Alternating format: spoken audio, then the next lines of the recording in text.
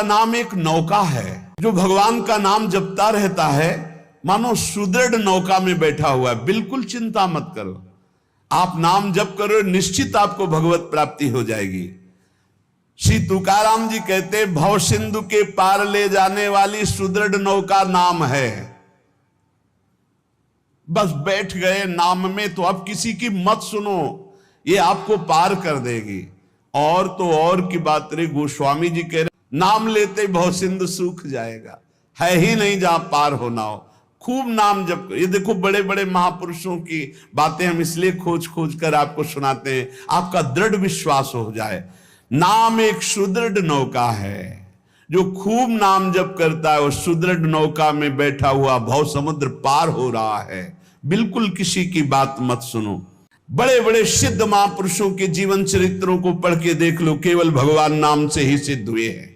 जितने भी उच्च कोटि के महापुरुष हुए, तुकाराम जी सदैव भगवान के धाम को गए। जितने भी महापुरुष हुए आप उनके चरित्रों को पढ़ के देखो, आपको नाम मिलेगा। नाम जीवन में नाम जितना उतने ही वो महापुरुष हुए। बीज पेड़ से ही प्रकट होता है, पर पेड़ बीज से ही प्रकट होता है। बताओ भाई, बीज फूटता है तब पेड़ प्रकट होता है, और पेड़ से ही बीज प्रकट होता है। तो पहले क्या हुआ? बड़ा विचित्र है। ऐसे ही नाम से नामी प्रकट होता है, और नामी से ही नाम प्रकट होता है। निर्णय करना कौन बड़ा है, को बड़ छोट कहत अपराधु। तुकाराम जी कहते हैं पेड़ के पेट में बीज है, तभी तो फल रूप में आकर फिर बीज बनता है, और बीज के पेट में पेड़ समाया हुआ है। ऐसे ही भगवान में नाम विराजमान है तभी परिचय होता है, और नाम में भगवान विराजमान है तभी दर्शन होता है। नाम को पकड़ लो। निर्णय करना बड़ा मुश्किल है कि पहले पेड़ कि पहले बीज, क्योंकि बीज के बिना पेड़ नहीं और पेड़ के बिना बीज नहीं। कैसे पर निर्णय कर पाओगे? बोले पेड़ बड़ा, तो बोले बीज के बिना पेड़ कहां से आ गया? तो बोले बीज बड़ा, तो बोले पेड़ के बिना बीज कहां से आ गया? बीज के बिना पेड़ नहीं, पेड़ के बिना बीज नहीं। तो पहले कौन हुआ? पेड़ हुआ कि बीज हुआ? निर्णय करना मुश्किल है। इसलिए सर्वलोक महेश्वर भगवान का नाम बीज है और भगवान पेड़ है। गीता जी में कह रहे उसी पेड़ का बीज है नाम, और उसी नाम का, नाम के पेट में पूरे के पूरे भगवान के ज्ञान वैराग्य भक्ति रूप लीला सब समाया हुआ है।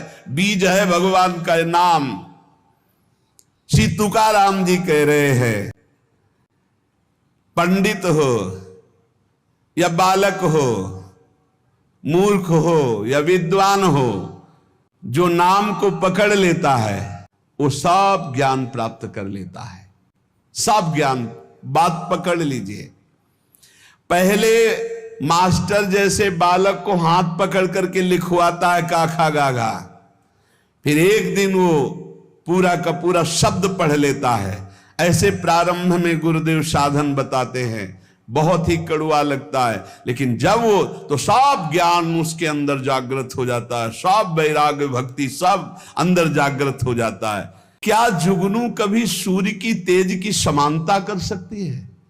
अन्य जितने साधन है सब जुगनू वो भी चमकते हैं, और सूर्य है नाम, नाम की समानता कोई अन्य साधन नहीं कर सकता। इसलिए सूर्य स्वरूप भगवान के नाम का निरंतर गाय, अन्य साधनों की तरफ दृष्टि मत दो। अखिल जगत महासुख से पूर्ण नजर आएगा जिस समय निरंतर नाम चलेगा। लीला मात्र भगवान का ये माया क्षेत्र है, एक लीला मात्र। ऐसे तर जाओगे तुम्हें समझ भी नहीं पड़ेगा, सुख पूर्वक संसार से तर जाओगे। इस माया जाल से समाप्त होने के लिए तुकाराम जी कह रहे हैं केवल मुख से तुम नाम उच्चारण करो, भवबंधन अपने आप छिन्न भिन्न हो जाएगा। केवल नाम उच्चारण करो। ये बड़े बड़े महापुरुषों के वचन हैं। भव सिंधु से पार हो जाओगे बिना प्रयास के, सुख पूर्वक यदि नाम जप करोगे। नाम जप की रुचि और बढ़े, इसीलिए ठाकुर सेवा का सौभाग्य मिला है। तो जब ठाकुर सेवा का तुम्हें अवसर मिले तो जरूर दौड़ भागो, क्योंकि वो नाम जप में प्रीति बढ़ाएगा। ठाकुर सेवा, श्री जी की सेवा, ये तुम्हारे भजन की वृद्धि कर देगी। इसमें कभी ऐसा मत सोचो कि एकांत में बैठकर अगर मैं नाम जप करता तो ठीक था, ये हमको तो सेवा में लगना। सेवा से नाम जप की प्रीति और बढ़ती है। अगर देवालय में सेवा मिले या अपनी कुटिया में ठाकुर सेवा विराजमान करके मिले, दैन्य होकर के प्रभु के गुण गाओ। देखो ना बड़े बड़े महापुरुषों के, सूरदास जी के अश्रु चल रहे, पद गा रहे, ठाकुर जी बैठे सुन रहे। ये भगवत मार्ग है, प्रेमियों का मार्ग है। इसमें अलग दैन्य भाव होकर पद गायन कर रहे और एकदम अपने को नीच समझ करके प्रभु की सेवा में लगे। बड़ी कृपा है जो हमसे सेवा करवा रहे हैं, नहीं तो पापाचरण भी तो शरीर से हो सकते। दो बातें यदि हो रही तो तुकाराम जी कह रहे हैं कि नाम जब बहुत शीघ्रता से निरंतर चलने लगेगा, यदि श्री जी की सेवा और श्री जी के गुणों का गायन, लीला गायन दैन्य होकर, जैसे राजा के सामने कुछ चंद धन के लिए सूत मागध बंदी जन उनका जस गाते, ऐसे हम प्रेम के लिए अपने आराध्य देव का जस गाते हैं। तुकाराम जी कह रहे स्वर्ग के देवता इच्छा करते कि कभी भगवान हम पर कृपा करे, हमें मृत्यु लोक में मानव दे दे जिससे मैं भजन करके भगवान को प्राप्त करूं, और तुम मृत्यु लोक के भोगों में भगवान के भजन को छोड़ रहे हो।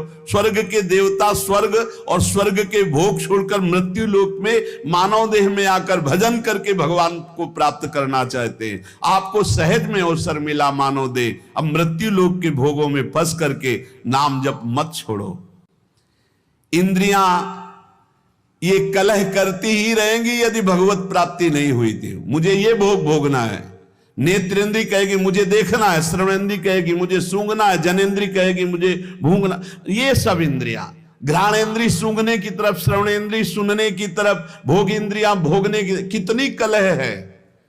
ये कलह तब तक बनी रहेगी जब तक भगवत प्राप्ति नहीं होगी। मन को विश्राम भगवान के चरणों से ही मिलेगा। कह रहे हैं यहां तुकाराम जी, इंद्रियां परस्पर कलह करती रहेंगी जब तक भगवत साक्षात्कार नहीं होगा। जब इंद्रियों में अशांति, मन में अशांति, तो तुम्हें शांति का कैसे अनुभव हो जाएगा। बहुत ज्ञान की बात।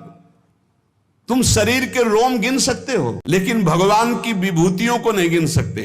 और जब तुम नाम जप करोगे तो सारी विभूतियां आप पर कृपा करेंगी, सारी विभूतियां आप पर कृपा करेंगी। तुकाराम जी कह रहे, श्री भगवान कह रहे हैं, मेरी जिससे प्राप्ति होती है वो शुद्ध पूर्णात्मा होता है। शुद्ध पुण्यात्मा कौन होता है? जिसके मुख में मेरा नाम होता है। जो मेरा अनन्य गति का होता है उसी को प्रेम प्राप्त होता है, और जो मेरे नाम का अनन्य हो जाता है उसे मेरी अनन्य गति प्राप्त होती है। पकड़ो महापुरुषों के वचनों को, पकड़ो, सब नाम है, सब नाम। जैसे गर्भिणी स्त्री को परोसा गया तो उसको जब तृप्ति हुई तो गर्भस्थ बालक को पुष्टता अपने आप प्राप्त हो जाती है। ऐसे ही जब भक्त प्रसन्न हो जाता है तो भक्त के हृदय में विराजमान भगवान अपने आप संतुष्ट हो जाते हैं। तो नाम जप करे और भक्तों की आराधना करे, अपनी कोई स्वतंत्र इच्छा ना रखे, अपनी इच्छा को भगवान की इच्छा में समर्पित कर दे। माली जल को जिधर ले जाता है उधर ही जल प्रवाहित होने लगता है। हमारे जीवन बगीचा के मालिक है भगवान गुरुदेव, जिधर वो हमको ले जा रहे हैं हमको उधर ही बहते चले जाना है। अगर उधर नहीं जाओगे तो प्रवाह फूट पड़ेगा और गलत दिशा की तरफ चला जाएगा। देखो, जल में भेद नहीं होता, जल सब में गिरता है, लेकिन अपने भावानुसार उसका स्वरूप अलग हो जाता है। जल तो ईख में भी गिरता है तो वही जल मधुर गन्ने का रस बन जाता है। वो जल धतूर में भी गिरता है जिससे उसका फल पुष्ट होता है, वो जहर बन जाता है। जल केले में गिरता है जिससे कपूर बन जाता है। जल सीपी में गिरता है तो मोती बन जाता है। जल तो समान भाव से बरसता है, लेकिन अधिकारानुसार उसका फल अलग अलग हो जाता है। तो जो उपासक भगवान में डूबा हुआ है वो महामधुर रस, विशद आनंद, विभिन्न विभूतियों का कृपा पात्र बन जाता है। और जो भगवान से विमुख है तो कृपा उनको भी की मानव दे दिया है, पापाचरण करके अपने जहर जैसा जीवन बना लेते हैं, अशांति में जीवन बना लेते हैं।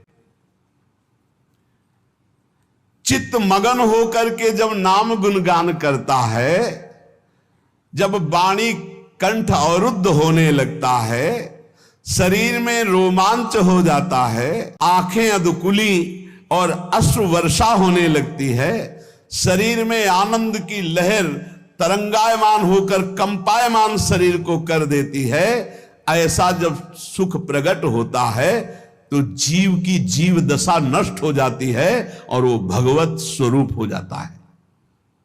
बनावटी नहीं, स्वाभाविक ये स्थिति।